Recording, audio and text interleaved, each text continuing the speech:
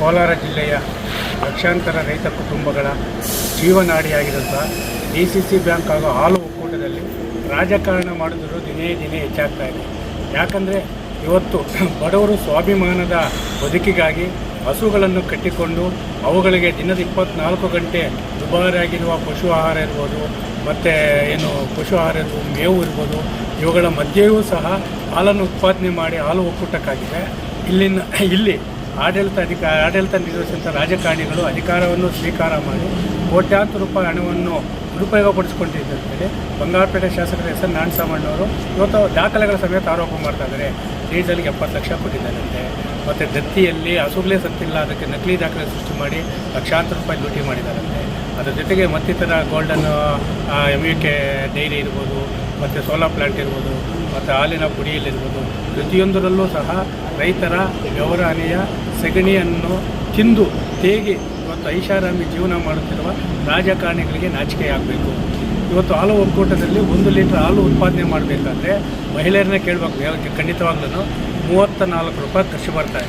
ಇವರು ಕೊಡೋಂಥ 35-36 ರೂಪಾಯಿ ಏನು ಉಳಿತಲ್ಲ, ಕಡೆಗೆ ಉಳಿತಾರೆ. ಸೆಗಣಿ ಕೂಡ ಕಳ್ತನ ಮಾಡ್ಕೊಂಡು ಹೋಗ್ಬಿಡ್ತಾರೆ, ಬೇಕಾದ್ರೆ ತಿಪ್ಪೆಗಳು ಹಾಕಿದ್ದಾರೆ. ಅಷ್ಟರ ಮಟ್ಟಿಗೆ ಇವತ್ತಿನ ರಾಜಕಾರಣ ನಡೀತಾ ಇದೆ. ಇನ್ನು ಜಿಲ್ಲಾ ಉಸ್ತುವಾರಿ ಸಚಿವರು ಸಂಪೂರ್ಣವಾಗಿ ವಿಫಲವಾಗಿರ್ತದೆ. ಯಾರ ಡೈರಿಯನ್ನು ಹೋಗಲಿ, ಇಲ್ಲಾಂದರೆ DCC ಬ್ಯಾಂಕನ್ನು ಹೋಗಲಿ, ಅದಕ್ಕೂ ನನಗೆ ಸಂಬಂಧ ಇಲ್ಲ. ನಾನು ನಾಮಕಾವಸ್ಥೆ ಉಸ್ತುವಾರಿ ಸಚಿವರನ್ನು ಸಾಬೀತು ಮಾಡಿದೆ. ಇನ್ನು ಆಡಳಿತಾಧಿಕಾರಿಗಳು ಮತ್ತು ಇಲ್ಲಿನ ವ್ಯವಸ್ಥಾಪಕರ ಮೇಲೆ ಮೊನ್ನೆ ನಡೆದಂತಹ ನಾರಾಯಣಿಯಲ್ಲಿ ನಡೆದಂತಹ ನಂದಿನಿ ಪ್ಯಾಲೇಸಲ್ಲಿ ನಡೆದಿರುವಂತಹ ಒಂದು ಸಭೆಯಲ್ಲಿ ಏಕಾಏಕಿ ಹಲ್ಲೆ ಮಾಡಿ ಗಲಾಟೆ ಮಾಡಿದ್ದಾರೆ.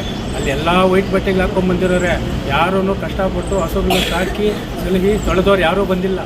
ಅಲ್ಲಿ ಬಂದಿದ್ದವರೆಲ್ಲ ರಾಜಕಾರಣಿಗಳೇ.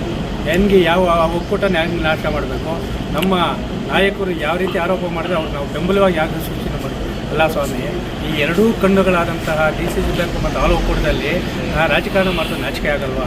ಈ ಕೂಡಲೇ ಈಗ ಬಂಗಾರಪೇಟೆ ಶಾಸಕರು ಮಾಡಿರೋ ಆರೋಪ ಸತ್ಯಕ್ಕೆ ದೂರವಾದಲ್ಲ ಅಂತ ಹೇಳಿದರೆ ಮೊನ್ನೆ ಆಡಳಿತಾಧಿಕಾರಿಗಳು ಸಂಪೂರ್ಣ ವರದಿಯನ್ನು ತಿಳಿಸಿ ಸರ್ಕಾರಕ್ಕೆ ತಿಳಿಸಿ ಈ ಒಂದು ಎರಡೂ ಸಮಸ್ಯೆಗಳ ಭ್ರಷ್ಟಾಚಾರವನ್ನು CBIಗೆ ಒಪ್ಪಿಸಿ ಹಾಲು ಒಕ್ಕೂಟನೂ ಉಳಿಬೇಕು, ಇಲ್ಲಿ DCC ಬ್ಯಾಂಕು ಉಳಿಬೇಕು. ಅದರಾಗಿ ಹಾಲು ಒಕ್ಕೂಟ ಉಳಿದರೆ ನಾವು ಸಾಲ ತೀರಿಸ್ಬೋದು. ಒಕ್ಕೂಟನೇ ಉಳಿದಿರುತ್ತೆ.